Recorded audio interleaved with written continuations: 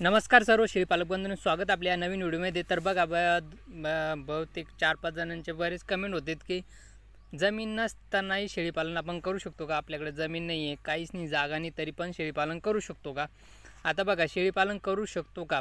जर ज्याला करायचं असेल तो कोणत्याही परिस्थितीत कशी कठीण परिस्थिती असली तर तो शेळीपालन किंवा आपला जो पण व्यवसाय जे काम पण करायची इच्छा असते तर तो सहज करू शकतो. ही पहिली गोष्ट. कारण कोणतंही काम करायला फक्त मनातून एक इच्छा पाहिजे, तेव्हाच आपण कोणते काम परिपूर्ण करू शकतो. तर त्यापैकी एक शेळीपालनाला जागा असावीच असंही काही नसतं. आता मी फक्त माझं मत या व्हिडिओच्या माध्यमातून तुमच्यापर्यंत पोहोचवण्याचा प्रयत्न करतो आहे की मला काय वाटतं की जमीन नसताना आपण शेळीपालन कशा प्रकारे करू शकतो किंवा सक्सेस होऊ शकतं का, त्याविषयीच आपण या व्हिडिओमध्ये पाहणार. तो व्हिडिओ शेवटपर्यंत नक्की बघा आणि आवडलाच तर इतरांना शेअर करा आणि चॅनललासुद्धा सबस्क्राईब करू शकता. तर बघा, आता जमीन नाही आहे, काहीच नाही, जमीन नाही आहे, जागा नाही आहे, पण राहायला घर तरी आहे ना व्यवस्थित. तर घर पत्राचं कोयना, शेड, छोटंसं का 10 बाय 10च्या खोली थोडंफार जरी असलं ना, आपण त्यामध्ये एक शेळी सहज सांभाळू शकतो. हे पहिला मुद्दा. आणि आपल्याकडे जमीनच नाही, पण मग जमीन नसली तरी आपण 4-5 शेळ्या सहज सांभाळू शकतो. फक्त आपल्या लोकांच्या शिव्या खाण्याची. लोक शिव्या देतात आपल्याकडे. जर आपण लोकांच्या रानात गेले तर लोक शिव्या देते, लोक बोलतात, हलकट समजतात सरळ भाषेत सांगायचं झालं तर ते पचवण्याची क्षमता आपल्यामध्ये पाहिजे. अन्यथा शेळीपालन करूच नाही. आपल्याला जर लाज वाटत असेल किंवा आपल्याला जर सगळंच कोणाच्या शेतात गेलं तर लोक बोलतील याचं जर भीती वाटत असेल किंवा काय करायचं, लोक बोलतील, नावं ठेवतात, जमीन नाही तरी लोकांच्या जीवावर शेळीपालन करतोय, ही जर भावना जर आपल्या मनात ठेवून जर आपण करत असलो तर शेळीपालन अजिबात आपण सक्सेस करू शकत नाही. पहिला मुद्दा लक्षात ठेवायचा. तर मग आपल्याला जमीनच नाही, तर आपल्याला जमीनच नाही. जमीन नाही म्हटल्यावर आपण लोकांच्या कामाला सहज जातो. लोकांच्या शेतात रोजंदारी 300-400 रोजानं सहज जातो.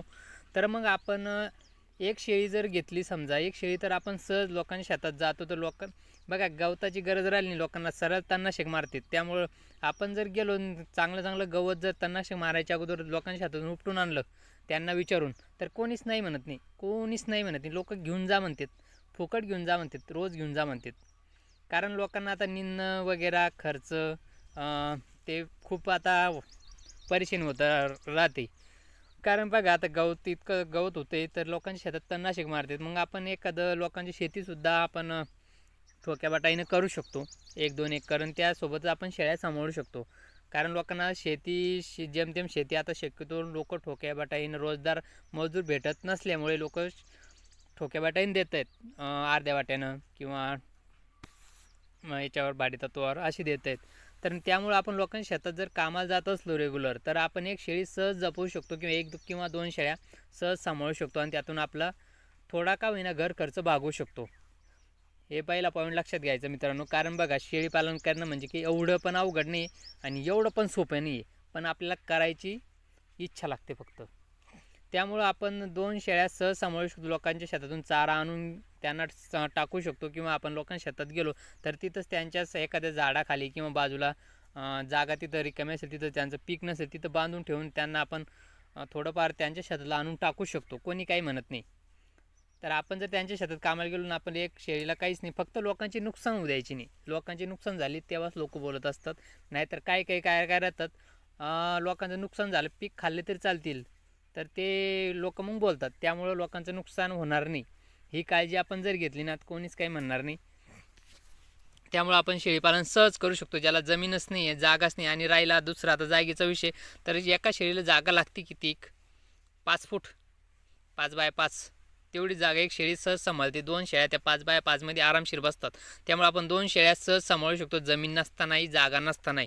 कारण तिला फक्त पावसाळ्यातच जास्त परेशानी. पावसाळ्यात आपण थोडंफार तर 1,000-500 रुपयाचा आपण थोडंफार खर्च तर सहज करू शकतो. आपण इकडे तिकडे भरपूर खर्च होत असतो, तर त्या थोडा जर खर्च आपण त्या 2 शेळ्यांवर केला, 1,000-500 रुपये फट्टा वगैरे लावून तिला थोडं पावसाळ्याचं पाणी लागू नये म्हणून तेवढं जर तिचं तयार केलं तिच्यासाठी, तर काहीच हरकत नसते. त्यामुळं डोक्यातून विचार काढून टाका, आपल्याकडे जमीनच नाही, आपण काहीच करू शकत नाही, तर आपण प्रत्येक गोष्ट करू शकतो. शेळीपालन सहज करू शकतो, ते पण योग्य पद्धतीने 2-3 शेळ्या सहज सांभाळू शकतो. तर कळलं. आता राहिला दुसरा चाऱ्याचा विषय, तर संपला आपण लोकांच्या शेतातून. कारण बघा, पावसाळ्यात लोक फुकट जा म्हणतात, मक्का घेऊन फुकट मोडून पाडून घेऊन जा म्हणतात. तर आपण तसं पण करू शकतो. आपण चारा सोंगून चारा त्यांच्यासाठी सुका चारा तयार करू शकतो, कडबा कुट्टी करू शकतो. परत दुसरी गोष्ट म्हणजे नंतर कपाशी शेतं रिकामं होते तेव्हा आपण त्यांच्या विचारून त्यांच्या शेतात सुद्धा आपण त्या कपाशीचं चारू शकतो. परत दुसरी गोष्ट म्हणजे बघा आता घरी आजार वगैरे गोळ्या बाटल्या तर सहज आणू शकतो. आपल्याला ताप वगैरे शेळीला आली म्हणजे तर आपण सहज 150 रुपये खर्च करू शकतो. त्यामुळे एवढं अवघड नाही आहे की लोकांचं म्हणजे कसं आहे मित्रांनो, तर म्हणजे विचार जास्तच जमीनच नाही कसं करेल. लोक 100 शेळ्या सांभाळतात, 50 शेळ्या सांभाळतात जमीन नसतानाही भाडे तत्वावर घेऊन. तर मग आपण का नाही करू शकत, सहज योग्य पद्धतीनं करू शकतो. त्यामुळं प्रत्येकानं जर आपल्याला जेवढं जमेल तेवढं शेळीपालनाकडे वळायला पाहिजे, कारण आता कॉम्पिटिशन खूप वाढलेलं आहे. तर मित्रांनो व्हिडिओ तुम्हाला आवडेलच, कारण बघा मी माझं फक्त या व्हिडिओच्या माध्यमातून मत मांडलं आपण कशा प्रकारे जमीन नसतानाही शेळीपालन करू शकतो. कारण आता प्रत्येकाचं मत, प्रत्येकाचे विचार आणि प्रत्येकाची काम करण्याची पद्धती वेगवेगळी असू शकते. कारण मी फक्त मला काय वाटतं आणि आपण कशा प्रकारे एक छोटंसं नियोजन करून शेळीपालन कसं करू शकतो त्याविषयी आपण एक छोटंसं माझं मत मांडलेलं आहे. त्यामुळे तुम्हाला व्हिडिओ आवडलाच असेल मित्रांनो, तर नक्कीच तुम्ही अशा प्रकारे करू शकता. एकदा प्रयत्न करून बघा, कारण 1-2 शेळी घेऊन बघा, ट्राय करून बघा, सांभाळून बघा. नक्कीच तुम्हाला पुढे चालून भविष्यात खूप मोठे स्कोप येईल, किंवा भविष्यात तुम्ही भाडेतत्त्वावर किंवा दुसऱ्याची जमीन घेऊन मोठ्या प्रमाणात शेळीपालन वाढवू शकता आणि आपली कमाई करू शकता मित्रांनो, आणि आपला व्यवसाय वाढवू शकतो. त्यामुळं नक्कीच तुम्हाला या व्हिडिओच्या माध्यमातून थोडा का होईना फायदा होईलच. तर बघा या पद्धतीनं फक्त लोकांची आपल्याला सहनशक्ती पाहिजे. लोक आपल्याला बोलतील आणि आपण थोडं सहन करण्याची क्षमता असेल ना, तर आपण कोणता व्यवसाय सहज करू शकतो. फक्त लोकांना डोक्यावर बर्फाचा खडा, जिभेवर साखरेचा खडा पाहिजे फक्त, आणि तेव्हाच आपण सक्सेस होऊ शकतो मित्रांनो. तर बघू शकता, तुम्ही करू शकता एकदा ट्राय. तर भेटू परत एका नवीन व्हिडिओमध्ये. तोपर्यंत काळजी घ्या तुमची आणि शेळ्यांची पण.